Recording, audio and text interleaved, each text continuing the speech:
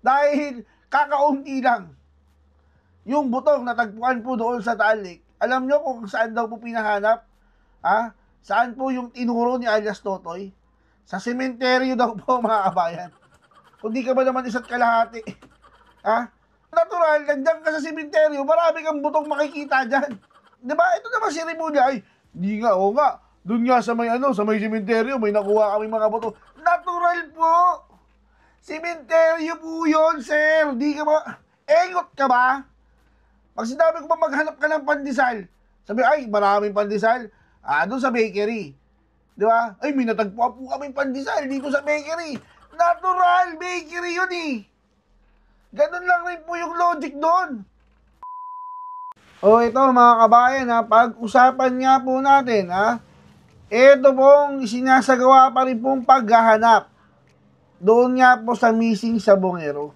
Mga kabayan, hindi po natin sinasawalang bahala na yung mga dinukot na sabongero, mga kabayan. Para po sa atin, mahalagang malaman po natin yung katotohanan patungkol po nga dyan sa pagkawala ng mga sabongero.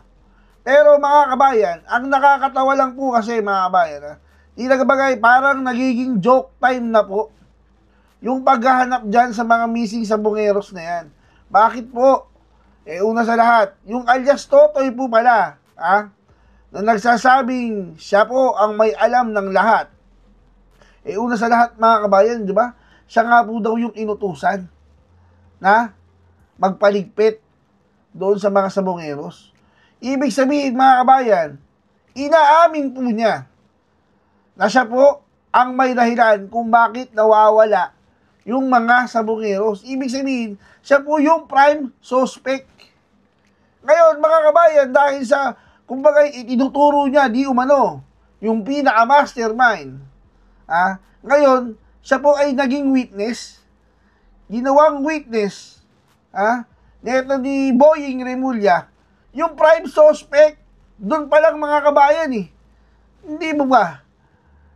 Ikaw ba, mapapatawad mo ba yung taong may dahilan kung bakit nawawala ang iyong mahal sa buhay? Ngayon po, ang sinasabi ng prime suspect na to, si alias Totoy, yung mga kalansay daw po, ay yung mga sabongero, ay dinala sa Taal Lake. Sa paghahanap po doon, mga kabayan, sabot-saring buto po ang natagpuan. O sabihin na po natin, na meron daw rin pong buto ng tao, at yun po ay subject sa DNA test. Ngayon mga kabayan, dahil kakaunti lang yung butong natagpuan po doon sa Taal Lake, alam nyo kung saan daw po pinahanap? Saan po yung tinuro ni alias Totoy? Sa sementeryo daw po mga kabayan. Kung di ka ba naman isa't kalahati? Natural mga kabayan. At ako na rin po magsasabi sa inyo, napakaraming buto pong makikita dyan sa sementeryo. Kasi yung iba po dyan, mga kabayan, pagtapos na po, matagal na, tinatanggal lang yan Diba? Tinatanggal ng mga nandyan, tapos papasukan na naman ng bagong bangkay. Bagong patay, tapos pagbuto na lang, tatanggalin na naman. Ganyan po yung kalakaran dyan Ngayon, natural, nandyan ka sa sementeryo, marami kang butong makikita dyan. Hindi ka ba naman isa't kalahati? Para sinabi mo lang, ay, yung mga isda, kung gusto nyo mo makita yung isda, marami, sa dagat mo kayo tumingin. Diba? Kung di ka ba naman isa't kalahating bugok, diba? Ito naman si Rimulya, ay, di nga, oo nga, doon nga sa may sa may sementeryo, may nakuha kami mga buto. Natural po! Sementeryo po yun, sir. Di ka ba? Engot ka ba? Pag sinabi ko ba maghanap ka ng pandesal, sabi, ay, maraming pandesal. Doon sa bakery. Di ba? Ay, may natagpuan po kaming pandesal dito sa bakery. Natural bakery yun Ganun lang rin po yung logic doon. Kung di ka ba naman isa't kalahating engot, so naniniwala ka dyan sa prime suspect para lang malinis yung pangalan niya, magtuturo siya ng iba. Mga kabayan ulitin po natin. Kung si Atong Angman po, yung mastermind dyan, dapat po siyang makulong. Okay? Dapat niya pong pagbayaran yan. Kasi nga, kung siya ang mastermind. Di po ba? Dapat itong prime suspect na rin dapat, makulong din. Dahil siya po yung inutusan daw Ba't ngayon siya na yung witness? Di ba? Tapos yung mga pinagtuturo niyan lugar, nakakatawa na. Maniniwala ka pa ba dyan? Di ba? Ngayon, ang gawin, i-probe. Kasi Atong ang talaga, yung mastermind. O bakit walang CCTV doon sa lugar ni Atong Ang, doon sa sasabungan, di ba? Isa na yun. Di ba? O yung sinasabi niyo ng voice record, ganyan-ganyan. Hindi yung kung saan magtuturo Di ba? Tuturo mo. Kung saan matatagpuan yung mga kalansay. Sa sementeryo, natural. Maraming kalansay doon Ito naman si Boying, hindi, nakakita kami ng kalansay doon sa may, sementeryo. Bugok! Sige po. Pinagtatawanan na lang kayo taong bayan Tapos ganyan pa ba, DOJ ka pa lang, ganyan na mindset mo. Paano pa kaya pag ombudsman ka na? Paano pa kaya pag natanggap ka sa ina-applyan mo? Baka pag sabi, maghanap kami ng basura doon sa Payatas. Ang dami namin nakitang basura sa Payatas. Saan ka na, natural, Payatas yun. Gusto po. Ito mga kabayan, panoorin po natin yung ulat po dyan patungkol nga po dyan sa pinagsasabi na naman po ng ating Department of Justice Secretary. Sige po, pasok po. Ang tutok mo sa bahay ni Rector. Bunga na ito ng... Puro Batangas nga. Oo nga, sabi ko sa iyo Ang problema ano bang latest sa Taal? Kanina kasing alas 3, nag-umusok ang bulkan Oo nga raw. Ang sabi ng mga taga doon, baka nagagalit ang bulkan dahil kung ano-ano ginagawa. Nagkukuha kayo ng kung ano-ano dyan sa... Diyan sa Taal Lake, dyan. Ngayon daw, may nakuha na namang sako Ayun na nga, may nakita ko mga video. Kahapon, may hinukay sa sementeryo. Natural, marami talagang buto ron. May buto doon kasi doon sa wala sila may nakuha buto, kaya buto ng hayop. Diba doon sa lawa? Out of 91 bones. Oo. 6 ang buto daw ng tao pa. Hindi pa natin alam kung sa tao nga yun. Hip bone daw pero ngayon, may bago ba? Sabi. May nakuha na naman daw ng mga buto. Ni Secretary Remulla. Nako. Ang kanyang sabi, merong sako na nakuha na may buto ng tao. So tukoy talaga. Buto ng tao. Na DNA nila tawagan. Hindi ko nga alam kung naging expert na siya sa mga buto. Samantalang, di ba? Nung ipakita, ganun yun din ang sinabi nila noon. Nung nakakita sila ng unang sako, di ba? Andyan na yung mga buto ng tao. Kasi nung pinakita sa expert, ay hindi po, 91 ito, pero 6 lang ang... Buto ng tao. Posible pa. Hindi pa sure. Hindi pa sure. Hindi pa sure talaga. Ang nag-announce naman yung Miko Clavano. Bakit bukod sa Taal Volcano, ay nag-aalburuto din ng dating Pangulong Duterte? Kasi nga, ito daw mga missing sa Bungero ay kinokonekta sa Duterte administration. Mukhang may kinalaman daw sila sa pagkawala ng missing sa Bungero. Gusto niyo bang marinig? Ito po, pakinggan natin. Ito yung naunang pahayag ni Secretary Boying Remulla kung paano niya sinasangkot ang mga Duterte sa missing sa Bungero. Sec Boying, sige nga po, pakinggan, parinig namin. Nagkaroon ng intersection ng mga kasong to in an arrest made in Valenzuela, May Kawayan, where drug suspects who were arrested were also intertwined with the Isabong. Meron talaga nagkaroon ng isang incident na napagtagpi namin, napagdikit namin yung dalawang kasong yan. And it happened in May Kawayan, in a gas station there. Nagkaroon ng arrest dyan ng dalawang tao na nakakulong ngayon sa Batangas. But we had problems with that case. Kasi nga, naghihilahan yung ibang mga personalities about how to treat these suspects. Tsaka nag-recant yung mga kinausap namin noon. In fact, these people already went to the Senate to testify nung hearings conducted by Senator Bato de la Rosa on the ISAB. I think that the death squads might intersect more on the death squads. The people who undertake the contractual killings may intersect somehow with the drug war and with the ISAB. Same, may mga taong parehong involved sa pagpatay ng tao sa drug war at sa ISAB. Anong masasabi mo? So may koneksyon. Ang hinahanap ko doon, kung yung mga taong sangkot sa isabong at saka sa drug war, kaya na niya sinabing sapagkat may kinala sa drug war, ay nakakonekta nga sa mga Duterte. Ganun ba ibig sabihin? Ganun ba ang suma total nun? 1 plus 1 plus 1 plus 1 plus 1 equals Duterte? Ganun ba ibig sabihin? Ang gusto niya sabihin dito, Jen, Oo. yung mga hinuhukay nilang buto ngayon, Oho. ay either yan eh nawawalang sabungero o napatay sa war on drugs. Kapag ka napatay sa war on drugs, Ay, di kay Duterte. doon niya kinokonekta?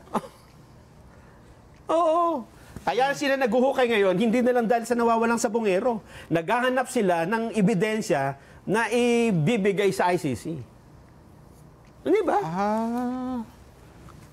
Talagang talagang malawak ang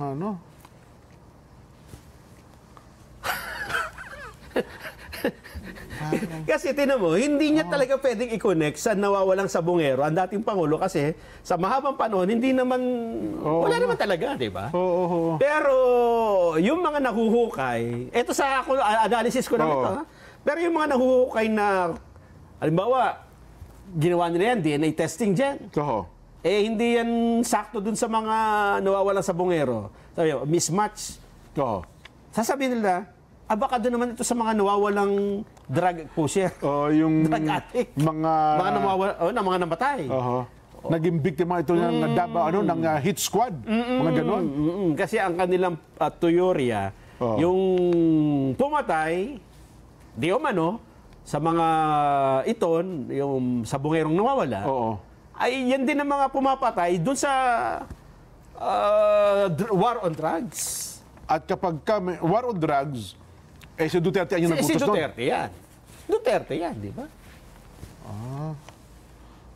Kailan ba huling nagpagamot si Secretary? Kasi dahil dyan... Ano sabi ng Pangulo? Ang dahil dyan, ito palang sitwasyong ito palang mga pahayag nito Secretary Boying, ay sinabi daw ni BP Inday Sara. Sinabi daw ni BP Inday Sara sa dating Pangulong Rodrigo Duterte. Sige nga, pakinggan natin. BP Inday, anong reaksyon ng dating Pangulong Digong nung sinabi mo ang mga binabanggit na ito ni Secretary Boying? And then binalitaan ko siya about sa mga missing sabungeros case. And then ang sabi niya, and then sinabihan ko siya na there is an attempt to link him to the missing sabungeros case. So sabi niya that is preposterous. Yeah. That is preposterous. Ano sabi? Preposterous. Ang banggit sa kanya ay may attempt na nililink sa missing sabungero. Yes. Ang sabi ng dating Pangulo ay that is preposterous.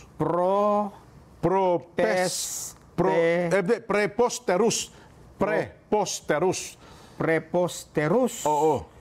Sa Tagalog, ano sabi ng preposterous? Pre muna. Prepos. Kasi nung naging naging sakit. Baka maging prosperous pa yan. New Year yan. Preposterous. Oo. Kasi kung nga gamit pa kayo nang hindi masyado maintindihan. Ba't si Abante ang lumitaw dito? Ba't si Abante? Sige. Preposterous. Preposterous. Preposterous. Ayan, ha? Yan. That's a strong word. Ba? Pati yung ano, nagulat, oh. Oh. That's a strong word. Oh.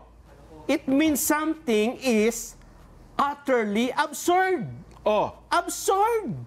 Ridiculous. Oh. Or contrary to reason.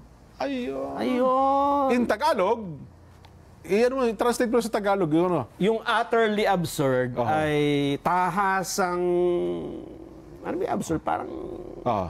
Parang hindi siya magandang tingnan makapakinggan no?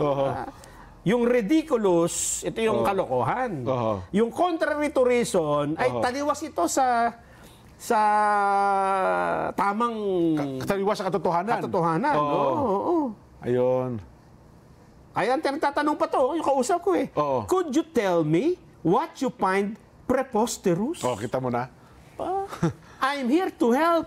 And understanding your perspective is the first step. Nangamba yung kausap ko dito Akala meron akong kaaway. Bakit sino sinasabihin mo ng preposterous? That's a strong word. Ayun. Kakaiba nga pa ng salita yan. Hindi kasi kaya natin ito hindi masyadong nagagamit. Oo. Kumbaga sa degree ng kanyang kahulugan, nandun siya sa Mga abogadong malalalim ang nakaalaman masyadong mataas. Yes. Oo. Hindi lang ito basta kalokohan Oo. Pero dahil dyan, Nelson, isangkot natin ang ating mga kababayan. Ayaw natin magbigay ng sariling tayo lang nagre-react lang sa mga bagay-bagay pero kayo pong aming tatanungin. Naniniwala ba kayo sa posibilidad? Ulitin ko po naniniwala ba kayo sa posibilidad na may kinalaman si FPRRD, dating Pangulong Digong, sa missing Sabongeros case? Ulitin ko po baka ma-confuse kayo Naniniwala ba kayo sa posibilidad na may kinalaman si FPRRD sa missing Sabongeros case? Kung ang sagot niyo po opo, naniniwala ako sa sinabi ni Secretary Boying. Sangkot sila dyan. Opo, naniniwala ako. Letter A. Kung ang sagot nyo naman po ay preposterous. Sabi niya, ano po spelling yan? Kung ang sagot nyo na hindi po, imposible, hindi po ako naniniwala dyan. Preposterous. Nagagamit. I-memorize na natin yan. Preposterous. Ang sagot pa, kalokohan. Parang gano'n. Pero malalim. Opo. Hindi basta... Kasi kung minsan kalokohan, parang nakakatawid. Yan, Parang pinatatawa ka Pero ito ay to the highest level. Kaya ang diba? sagot mo dyan ay A, opo, naniniwala ako. Ay, B. B, preposterous. Hindi po ako naniniwala.